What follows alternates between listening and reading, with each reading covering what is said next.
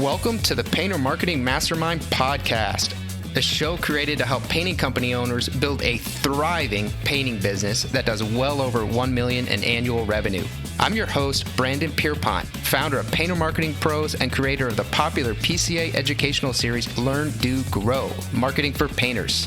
In each episode, I'll be sharing proven tips, strategies, and processes from leading experts in the industry on how they found success in their painting business. We will be interviewing owners of the most successful painting companies in North America and learning from their experiences.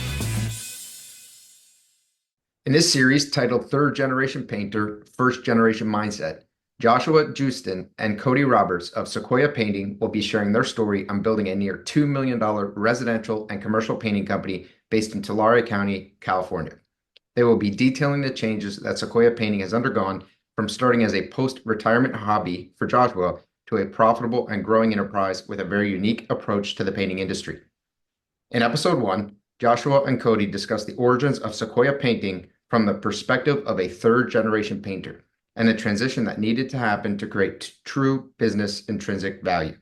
In episode 2, they discuss their counterintuitive organizational structure and how it has improved Sequoia Painting. In episode 3, this episode, Joshua and Cody will deep dive into the culture of Sequoia Painting and the mission they have to professionalize and elevate the painting industry. In episode 4, they will lay out the systems and processes that Sequoia Painting has in place to ensure quality and make the company truly scalable. And in the final episode, episode 5, Joshua and Cody will lay out the big future plans for Sequoia Painting, including the potential for a nationwide franchise.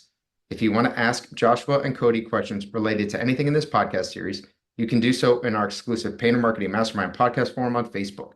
Just search for Painter Marketing Mastermind podcast forum on Facebook and request to join the group, or type in the URL facebook.com/groups/Painter Marketing Mastermind.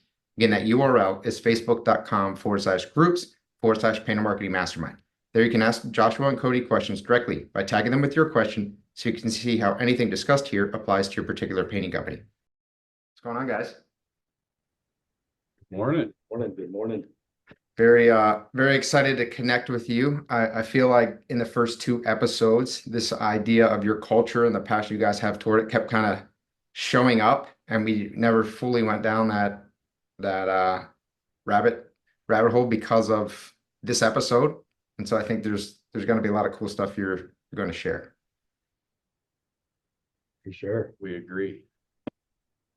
So I guess let's get into maybe Joshua, your background within the painting industry, kind of what you viewed maybe as normal, or what you think the stereotypical culture or environment looks like in a painting company, and then we can go from there.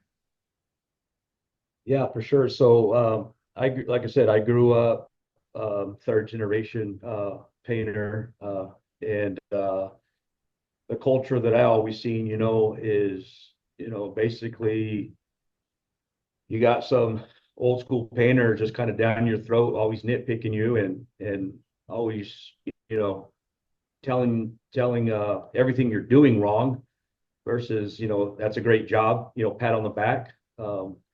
And then as far as the estimating goes, just kind of what we call here in the office guesstimating, not really knowing your numbers and knowing where things are being put into.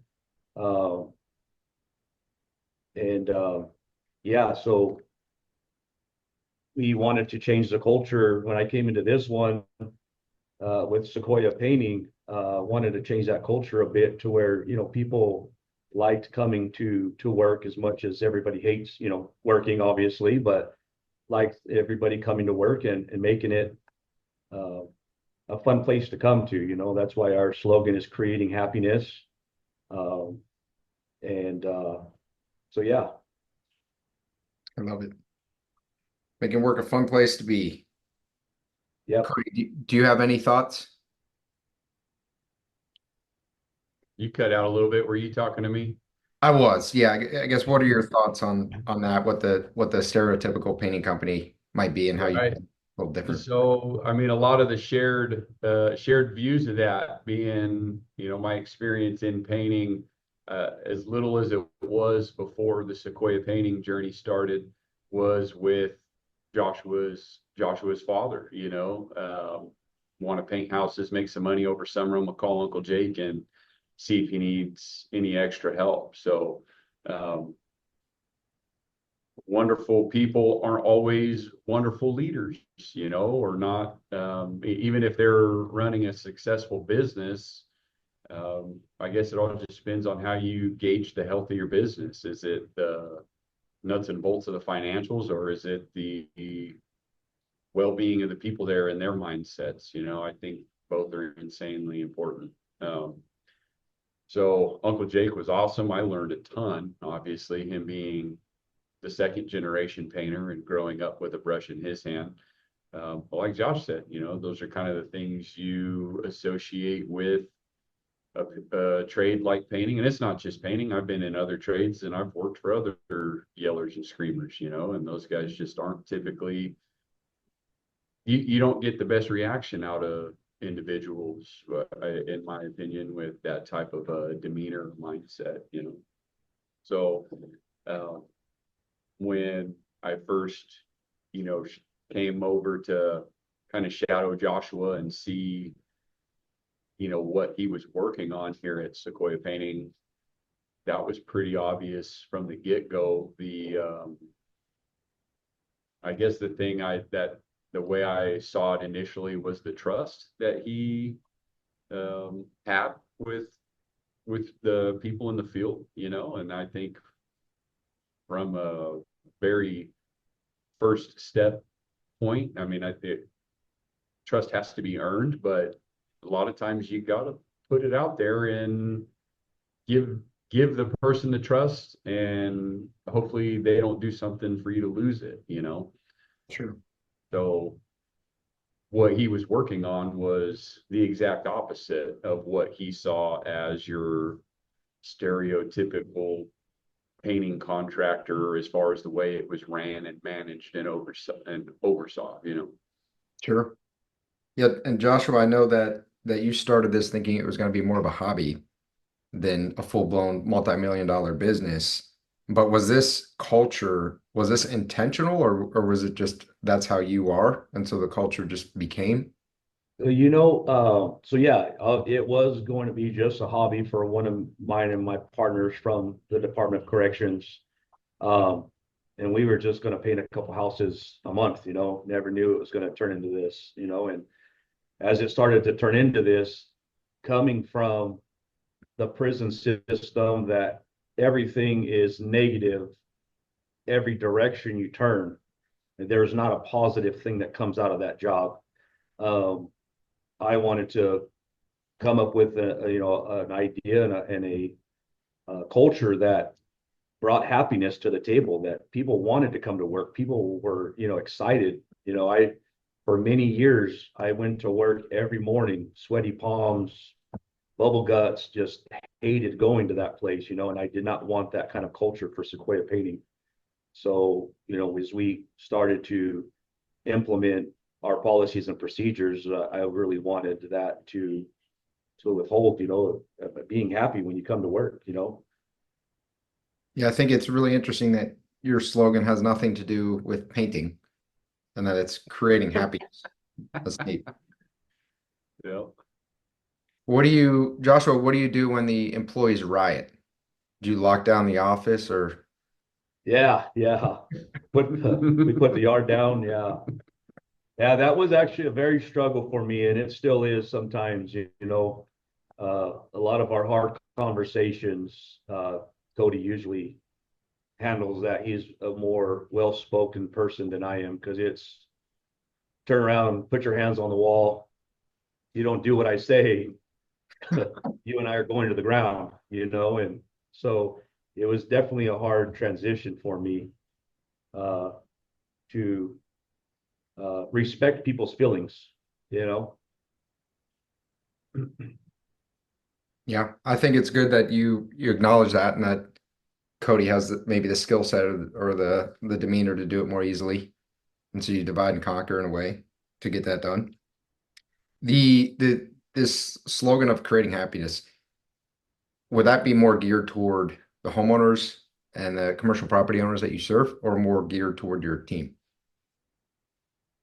that's a twofer. That's both. And that's one of the things we find, or we know is incredibly unique about the mindset we try to instill, is creating happiness all the way around. Spread kindness, you know what I mean? Employees need to be happy in what they're doing and the service they're providing. That usually will create the byproduct of the customer being pretty darn pleased also, when you have tradespeople that enjoy the brand they represent and they enjoy the trade that they are involved in, whether it's short-term or long-term.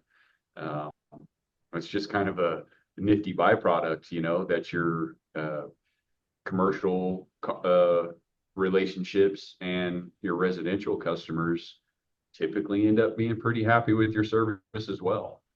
Yeah. Yeah. The idea of make your employees happy and they'll make your customers happy, I think is very good.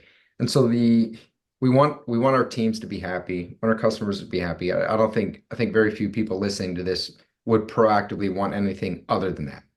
But then Sure. we run into the reality where maybe people seem like they don't care or a bunch of mistakes are made and you start to struggle with how to actually run a business or how to hold people accountable or maybe how to motivate people, but do it in a way that you're trying to be positive. I think that's where the rub of the screamers and the yellers comes from is because they're not trying to make people miserable, but they're trying to run the business. So Right. how do you guys do that? How do you handle that? How do you hold people accountable, but not be a yeller and a screamer? Well, with our policies and procedures that we have, I mean, we have a matrix, disciplinary matrix that basically, your first issue will be a verbal talk, that'll go in your file, and then from there, verbal talk will turn into a write-up, your second offense, and then third one could be a suspension, and or a termination, and the funny thing is it's kind of like I raised 4 kids, and you don't give especially a teenager rules, they're going to go crazy out there, right? So you give them guidelines and you give them these expectations, and that's what we done, at Sequoia Painting is giving everybody an expectation here. These are what can get you in trouble here. This is the guidelines and employee handbooks and lots of training. Like I said, we do quarterly training. So, and another thing, knowing, going back to like knowing your numbers and knowing, how you got those numbers and the estimating and stuff is very crucial, because now what something should take versus you just feelings based, and you got somebody out there that's milking the clock and they're always going over on the time. Well, that's quick meeting with that person, like, hey, for industry standards, these are not just made up by us, but this is through the PCA that, this is how much a person should get done per hour, and it's not meeting our expectations. You need to change it or, do something about it. And, but yeah, a lot of it's just, policies and procedures, putting those guidelines out there, Yeah, I believe human beings by nature want to be held accountable, right? I think accountability, we're pre-wired to want structure and to be held accountable. We have an acronym of the word PAINT that is tied with the company as well. Stands for professionalism, appreciation, integrity, neatness, and teamwork. So we lean very hard on every letter in that acronym as what we hold near and dear to us. It's just worked out really well that it goes with the word paint, professionalism being up front. I think when we have the expectation of, even if you're an apprentice and you're learning this trade, there's an expectation there. And the first expectation is to be professional, and I think when that is known across the board, no matter if it's the most elite foreman you have in your lineup to the person that doesn't want to jump into college, but they got to do something to make a little bit of money in the meantime while they figure out what they're doing fresh out of high school. Hey, they've done a couple projects, as kids around the house, never really minded the painting part. So, hey, let me see what this seems like for a little while. The first expectation is professionalism. I mean, in simply put, right? If you're getting paid to do something, that is a profession, and we just hold the professionalism of a painter. We hold it pretty high, but I think that's what speaks to the people that enjoy that culture, that are seeking that type of uh, place to work in the industry they like and have that, or that has provided for their families, and be able to feel good about that. Like, hey, I am a professional. Like I've heard so many times, and I don't understand, and it's all mindset, I feel, but oh, I'm just a painter. I tell our guys, no, you are a skilled tradesman. Like, let's not just a painter ourselves here. There's far more to what we do than just a painter. You know what I mean? We are professionals in the paint industry. So um, the acronym is leaned heavily on, and I just think the expectations are not a gray area, and like Joshua said, with the corrective action, um, I think we talked about it, or we touched on it in one of the episodes, that we're human like everybody else. It's not always unicorns and rainbows, the not firing fast enough, and maybe hiring too fast, or the other way around. Sorry. But if you've gone through these corrective actions, I mean, it's knowing when to let somebody go if the culture fit's just not there. And it doesn't always mean they're a bad person, right? And that's the human nature struggle part of it, I guess, is when they are a good person, it's somebody you wouldn't mind sitting down and having dinner with, but the culture fit's not there, that the meeting of the expectations is habitually not there, or whatever it is, knowing when to cut those ties and look for that next diamond in the rough, as it were. Do you guys have anything that you built into your interview process to try to weed out people that aren't a good cultural fit before they come on board? What a topic of discussion that is. Hiring process. I am constantly looking for insight in that, and I know, talking to a marketer here, how it is to target your audience, right? And that's kind of the goal. That's the goal too on the hiring side of things. Like, how do we target these individuals? Nothing that has shown to be any more effective than the other. I will say, whatever this little nugget of information is worth, I think our most validated culture fits have been the individuals that, when you bring up the pay point part of the discussion, they have a dollar amount that they know they're worth, right? And Or they think they're worth. or think, but I feel the ones that give that solid number tend to fit the culture much quicker, or have more of what it takes to fit the culture, versus the ones that it's kind of a classic, and not just painting, in several trades, a classic response like, well, start me where you think is a minimum, and let me show you what I can do, and then you can offer me a pay amount, right? Like, how many times has any employer heard that one? The ones that have that dollar amount, that in their mind, this is my skill set, this is what I'm worth, I find those individuals, they seem to fit what we're about a little more often than the other. You know what I mean? Yeah, it's interesting because that can be off-putting to Sure. a lot of companies, right? If somebody comes in and they're a little more confident and they're saying, "Hey, this is my number," it can come off as arrogance, maybe. Sure. I think, and like Josh said, that he threw the comment in there, or what they think they worth. Very much so. We've had those guys that thought very highly of themselves, and the proof wasn't in the pudding, you know. But more often than not, that's kind of my opinion, is the ones that have had that this is where I'm at number, they seem to really fit with what we expect and our culture a little easier than the other form of that answer. Sure. You know what I mean?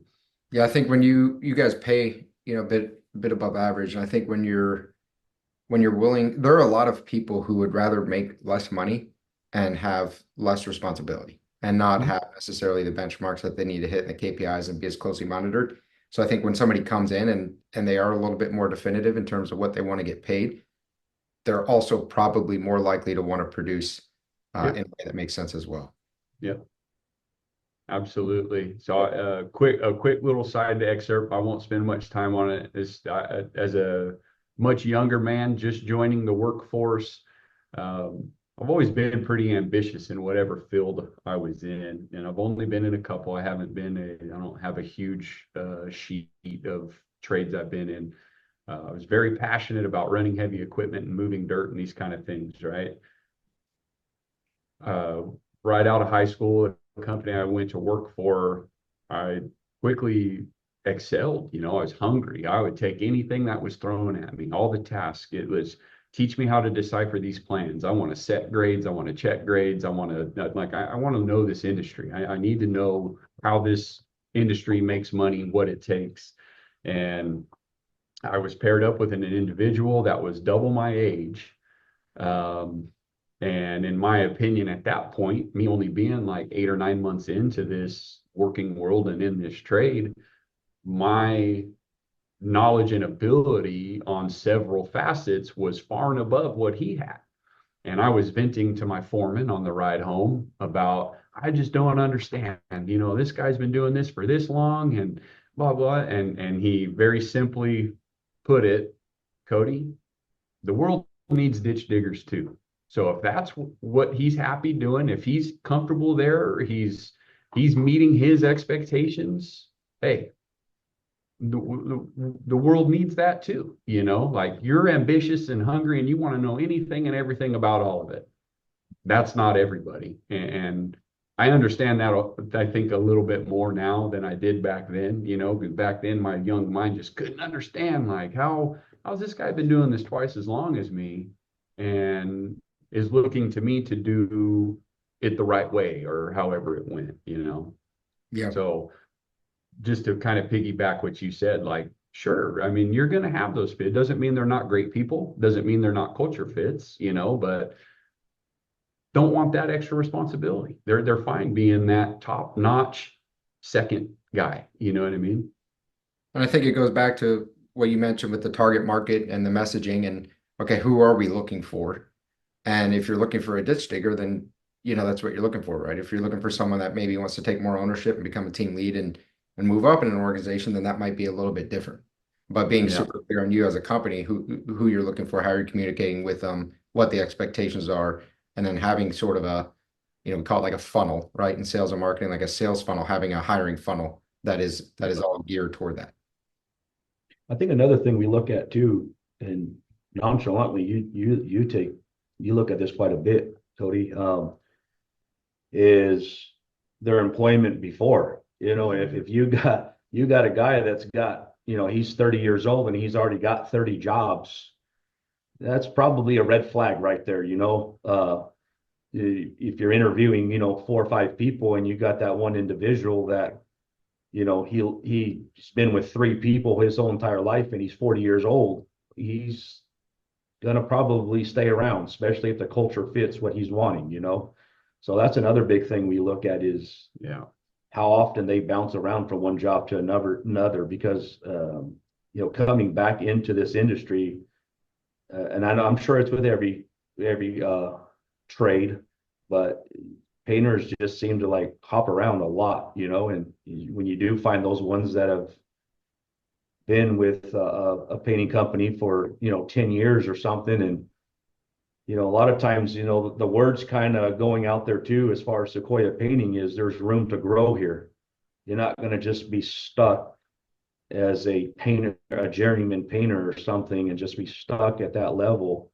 you know, there's room for growth. And I think that's another huge culture thing is being able to have that Yeah. where you can accelerate, you know, and grow within the company. Yeah, that upward mobility is really key, especially for people who are more driven and are going to come in and know what their worth is. Do you guys Yeah. have any statistics on your turnover rate of employees?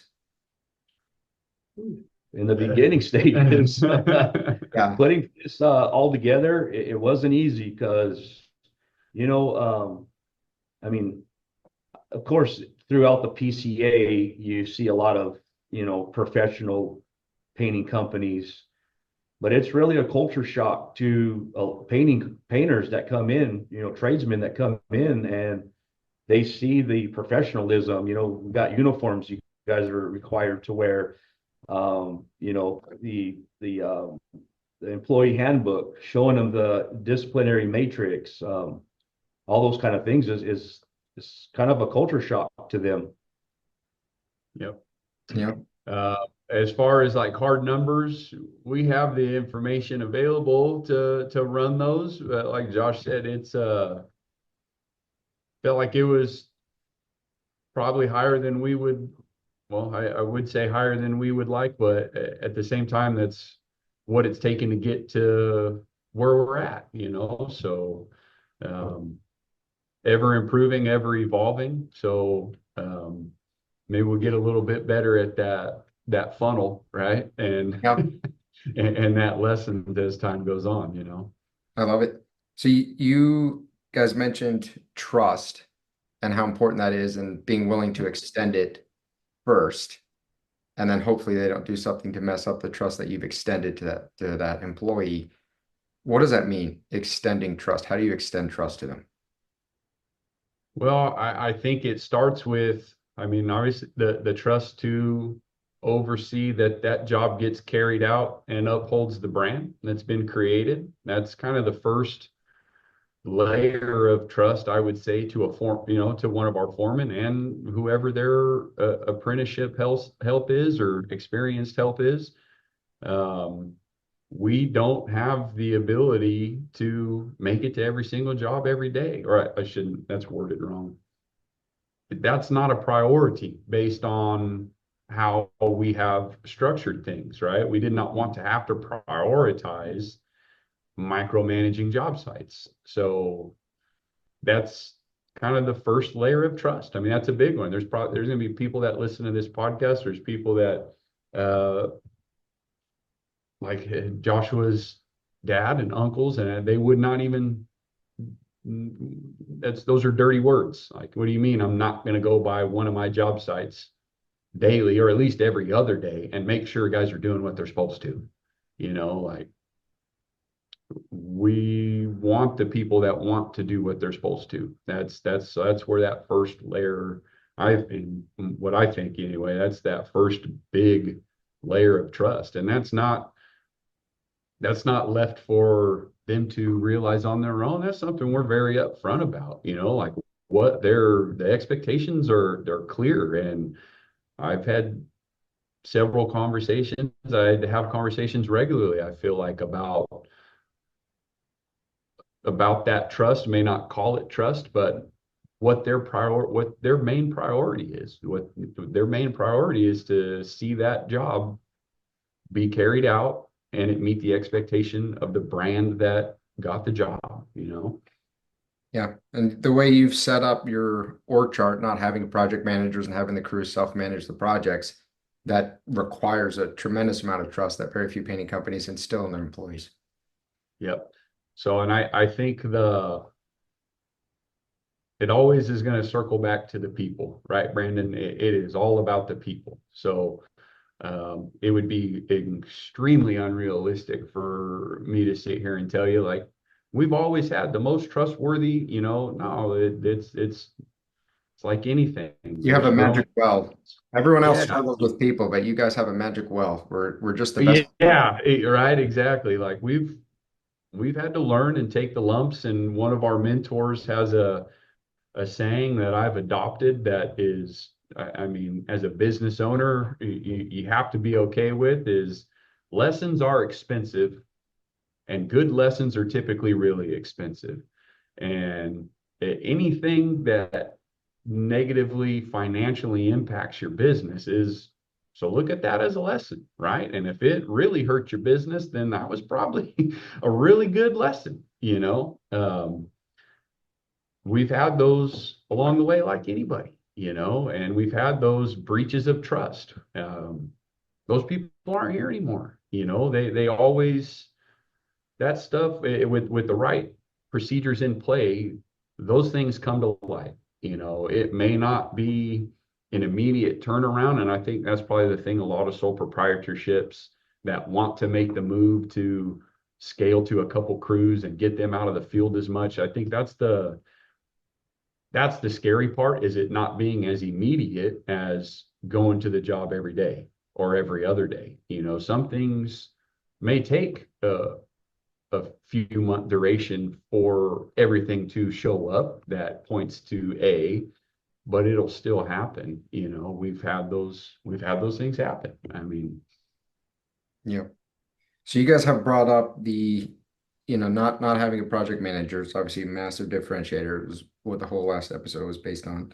We brought up quarterly training. That's a bit atypical to provide training that frequently to your whole team. And then being very clear with upfront expectations when people come on board, having a really dialed in handbook, having great SOPs and processes so they fully understand what success looks like in the role, and then having a matrix, a disciplinary matrix of, hey, here are the steps that are going to happen, that are going to transpire if you aren't meeting the expectations. Are there other things that you have intentionally put into the business to improve the culture, or things that just have sort of started happening sporadically that might be different from other painting companies? you know, one thing that comes to mind, I think it might kind of pertain, is because it piggybacks on the trust thing, right? Um, One of our mentors that we refer to quite a bit, in the regards to like company vehicles and company equipment and those sorts of things. To think that your van may or may not be getting used for a personal errand here and there, chances are it probably is. You know, the equipment that's in it that is owned by Sequoia Painting, they're probably going to be a ladder or two or a spray pump getting used here or there for the side job they picked up for a little extra money, you know. We're okay with that. The vehicle thing, we have a pretty clear layout on that. I don't expect you to take special trips, but hey, if you're doing something on your way home and you're in the van, be efficient about it. It's on your way home. Go ahead and stop, do what you got to do, yada, yada. You know, like not giving you the green light to be running all over town on the weekends in your company vehicle kind of thing. But don't go out of your way to go get your personal vehicle and, you know, that kind of thing. As far as equipment goes, we tell guys all the time, hey, if there's anything you guys need from Sequoia Painting for a side job that keeps you safe and helps you be more efficient, you just let us know. If you need extension ladders, if you need pivots for staircases or rooftops, if you need the bullhorns on your whatever you need, man. If you picked up a side job and there's no power and you need a generator, or you want to use a gas rig, you just let us know, man. That stuff's here for you guys you're more than welcome to use it. Just let us know when it's being used. That's And quite I different. think that is one that speaks to a lot of people, because it's going to happen. And why not have your people you know and trust feel like you know and trust them, and they're not doing something behind your back for their benefit, you know? Yeah, that's a huge differentiator. A lot of companies wouldn't want them doing side jobs at all, versus, Sure. they would view this as almost enabling or encouraging it. But I think you're right. I think if they're going to do side jobs, they're going to do them. And what a cultural boost that is. Like, hey, we want to make sure you're safe and taken care of. And so we'll Yep. put a little bit of our money even behind it to make sure that you're Yep. taken care of. It invokes a reaction that is it's amazing, you know, to watch the face. Because I mean, for most of our guys, we're not their first painting employer, right? They've worked for these other types of paint contractors. And so when you tell somebody that, like, hey, man, if you need these things to be safe and efficient on your side jobs, just let us know. Like, we have no problem with that. We know you'll take care of it, you know? Yeah. Yeah, that's wild. Okay. That I think builds a trust, you know, with your team when you're building that kind of culture. Um, yeah, building trust with somebody is huge, right? You know, you get to a point where you can trust each other, and it's on both sides. You know, we have to trust them and they have to trust us, you know. And Yeah. once you establish that trust, and it's sometimes it's small things. I hear guys like, wow, you guys let the foremen take the company vehicles home. I've worked with 10 different companies, and heck no, they don't even do that. They don't even provide usually don't even provide a company vehicle for you. You work out of your own vehicle, you know, and that just little bit right there kind of opens the eyes to the people that are new to the culture. Like, wow, that's a big trust, you know, taking a vehicle home. Yeah, that's definitely very different. You guys are showing that you're extremely different company. I want to ask kind of a weird question. So we've talked a lot about trust. Are there other values that you think are really pertinent to the culture that you've created at Sequoia Painting outside of trust? It's a tough question. Trust is a pretty, Yeah, it is a tough one. You know, I don't know if it's I think so long as we see the adaptation of that paint acronym pretty quickly in their journey with us, we know we're on to a good human being, you know.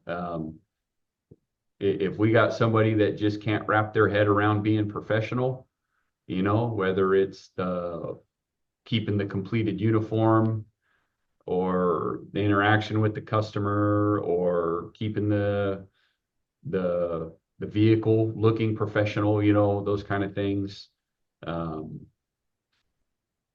Usually we know that's going to be a friction in the future, you know, and it may or may not be a full culture fit if we don't see an adaptation of that acronym pretty early on. so for people that have left, either you let them go or they chose to leave, is there a theme that you've noticed, hey, this is typically what goes wrong, or is it just very different every time?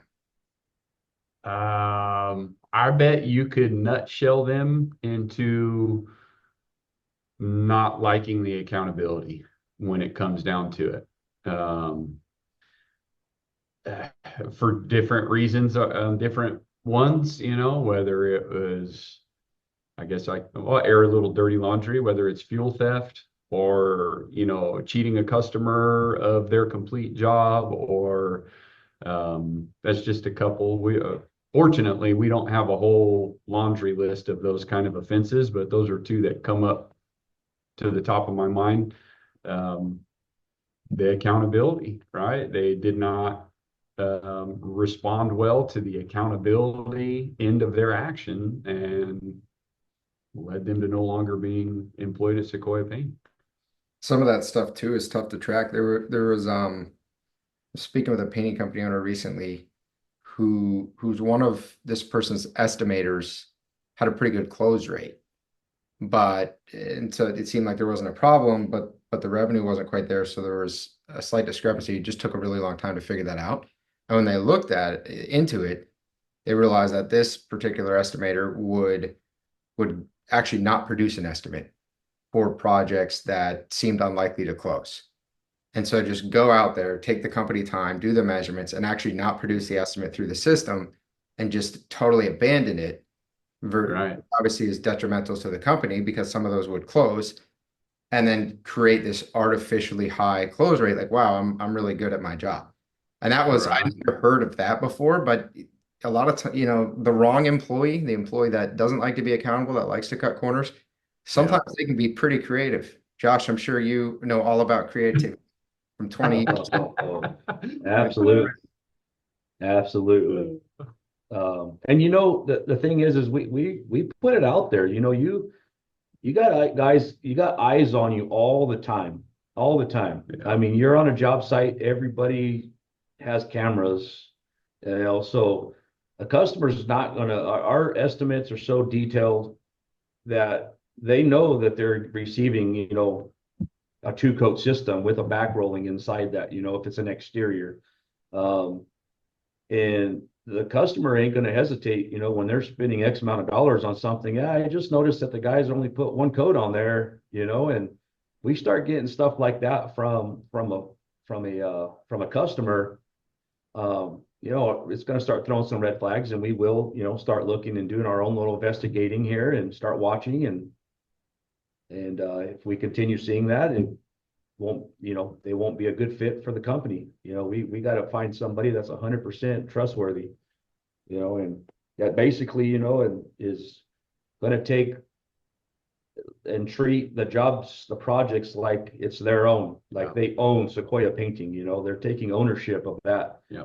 When it gets handed off, you know, from sales to the foreman's, you know, they're taking ownership to that, you know, they're going to be prideful in what they do and what kind of job they do there. And it's funny when you start to build a culture like this with foremans. Trust me, they ain't going to hesitate to come into this office and be like, hey, Cody ain't cutting it. He's not going to be a part of this culture. He's not performing well. You know, it took him freaking 8 hours to mask off 8 windows, you know, and you know, and so, you know, we'll start looking into that a little bit. And yeah, it definitely, you're not going to fit the culture, you know.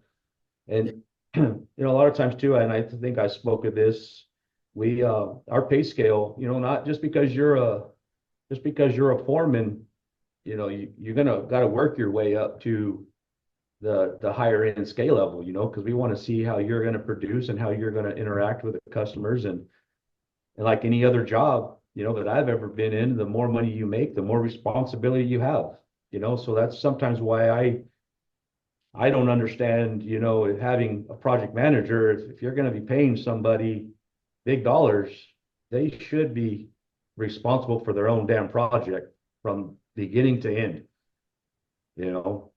That's why doctors and nurses and attorneys, you know, they get paid a lot of money because of the responsibilities that they take on, you know. So we share that a lot with our culture too, you know. Yeah. And I think what you talked about, the employees thinking and acting like an owner, like they own Sequoia Painting, that's tough, right? It's tough to get everybody on the team to think and act like that, but if you can, it's unbelievable what happens. 100%. You get and just so we're all full disclosure for any ears that listen to this. I mean, even I like to refer to them as elite, like our guys at the top of the board on that foreman list. These are still not guys that have never had any kind of disciplinary action, right? Like these guys have had reason to have the verbal. It was how they responded. You know, one of them's even had he's had written. He had a company vehicle taken away from him for a full 30-day duration as a result of some actions. It's how they responded to the discipline. You know, it was the accountability. They accepted it. All right, I'm going to make a change because Sequoia Painting expects this, you know, and that's something that I feel is huge too, that I am, it's a constant reminder to myself of ownership. It has I think it's by default, let's say mine, or, you know, something along, because we put a ton of energy and efforts into these businesses to grow them and nurture them.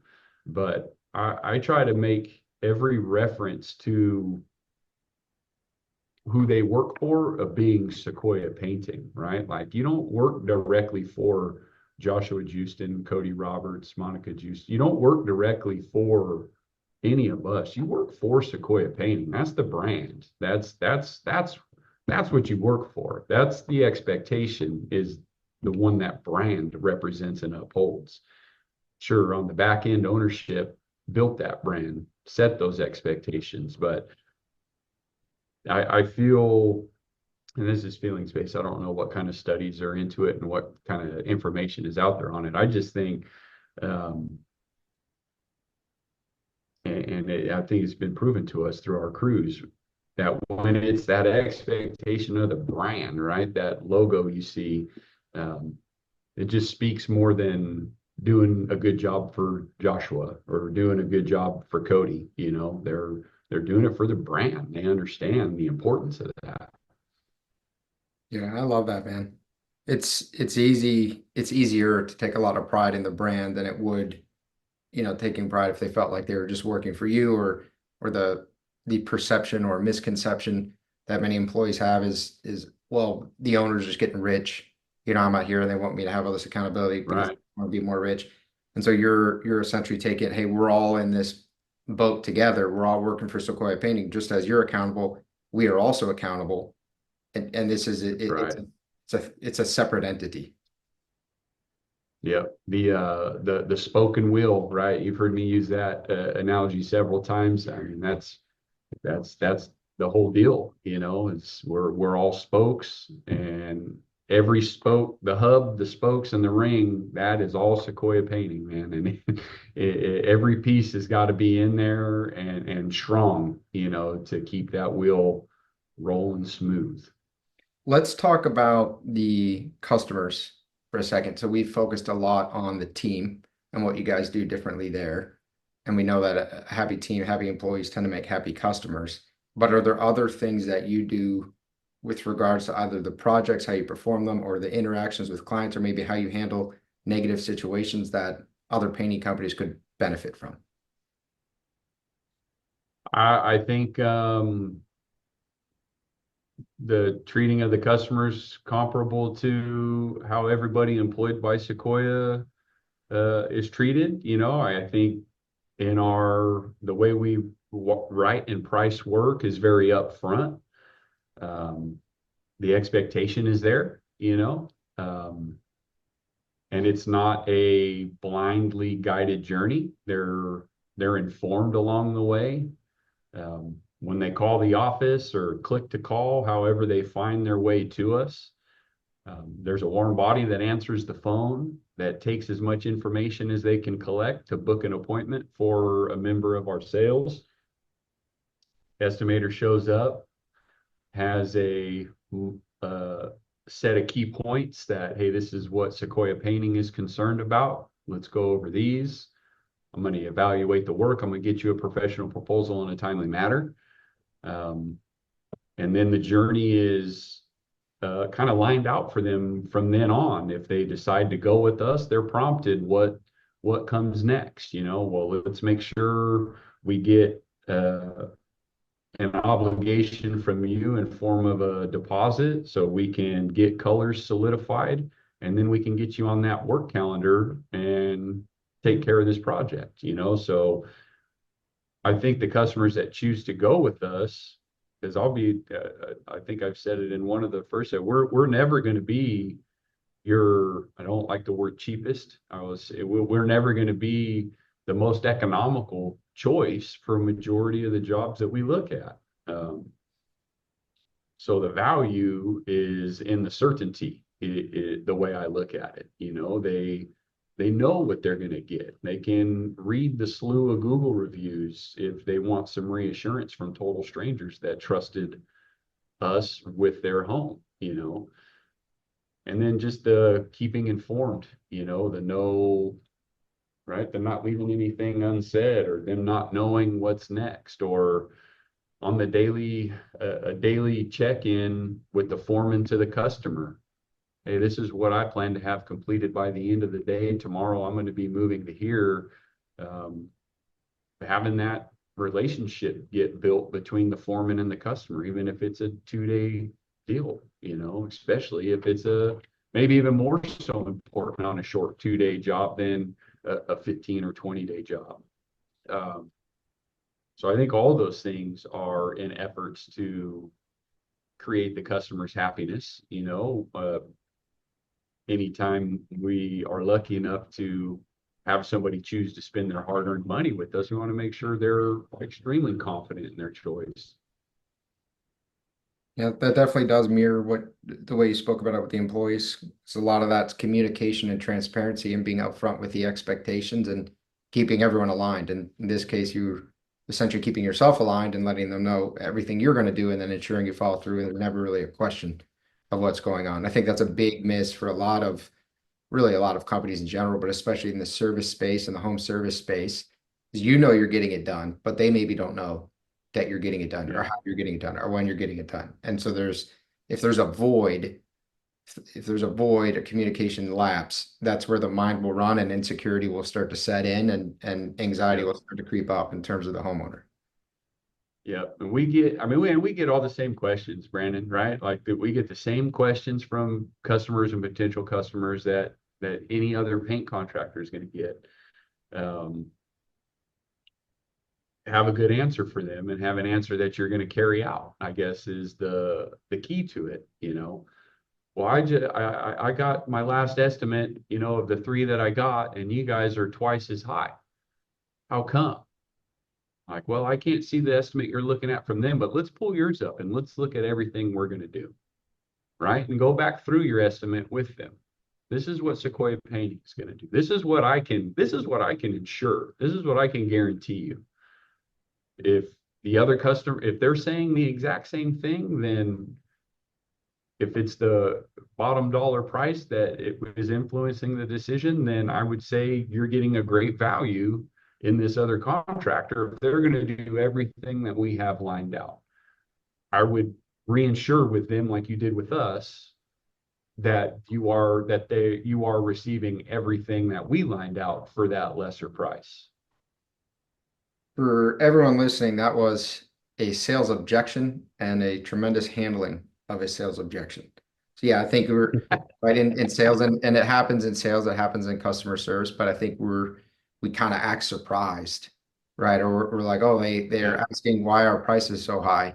Who would have ever thought that they might Yep. ask that? I better try to figure out an answer. Like when you see these patterns of questions, you should go figure out what the right answer is, the answer that is honest, but also put your best foot forward in terms of your company. You should rehearse it, and everyone in that situation should be prepared to deliver that answer. You bet. That was Cody. That was well executed. Felt like I was taking a sales lesson with that. That was awesome. That was excellent. Yeah, I mean, it sounds like you guys are doing a lot differently. You're approaching it differently. I think you have an unfair advantage with with the magic well that you have with the people. But I think aside from that, a lot of it's of your own making. Is there anything else you want to add before we wrap up this episode? I'll let Josh go first. Yeah, well, yeah, first of all, I don't want to, have anybody listening here thinking, this was just easy thing to build, because Far from, man. starting this in 2020 and getting to where we're at today, it was a challenge, for sure. But, all I can say is investing into the company by training and setting up policies and procedures. You'd be surprised on how far that goes with the culture, and Yeah. some people may say that we are doing, too much training. I mean, I come from a culture from the prison system that you do nothing but training constantly. You're doing on the job training, OJT, constantly. And you can never get enough training. When we sit down every quarter, I mean, we're discussing, things that they communicate with the customer with. For example, they're required to call that customer on the first day of the project, letting them know, Mr. Brandon, we will be there in about 45 minutes. We're loading some stuff up, and go from there, to all the way to when they get there, what they do when they get there, start organizing and letting the customer know, is it okay if we show up tomorrow at 7 a.m.? I know we showed up at 8 today, but now we're just going to go, which is a cool thing, by letting them take their vehicles home. They go straight to the job site and they don't clock in until they're on site. So there's no wasted shop no wasted time, time, no wasted shop time every day. to, communicate with the customer, let them know, okay, is it okay if we come the rest of this project at 7 a.m., and orchestrating all that stuff. So circling back around, training is very important in my eyes, Definitely.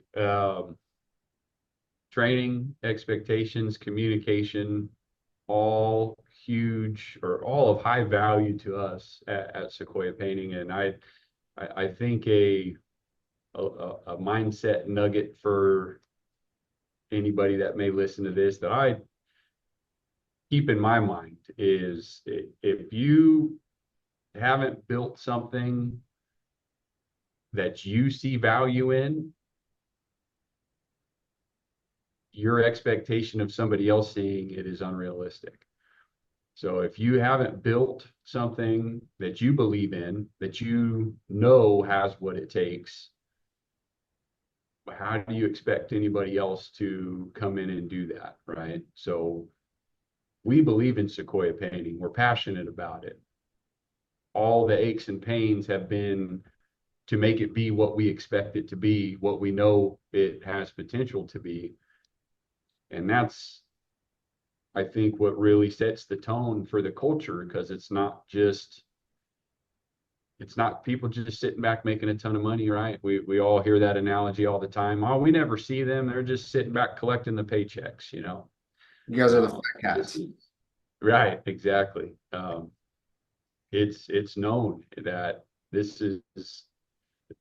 we believe in this. We believe in the brand. We believe in everybody that represents the brand, and that's never lost on our foremen that are in the field. They get reassured that by myself often. I know Joshua does the same thing. Our estimator that joined residential work acquisition with us this year, I mean, he's very good at doing the same thing, that we are all responsible for upholding this brand at the highest level. And if we all show up and give an honest effort to do that every day, there's not much that's going to hold us back or get in our way doing it. Yeah. Man, that's powerful. Joshua, Cody, I appreciate you guys. I appreciate you sharing so much and kind of sharing some air in the dirty laundry, Cody, as you said, but really giving us a lot of information, not hiding, not holding back on that. I really appreciate that. We'll be getting into the systems and the processes on the next one. So we'll really deep dive into the training as part of that, which I'm excited about. Yeah, appreciate your guys' time and sharing all this. Not a problem.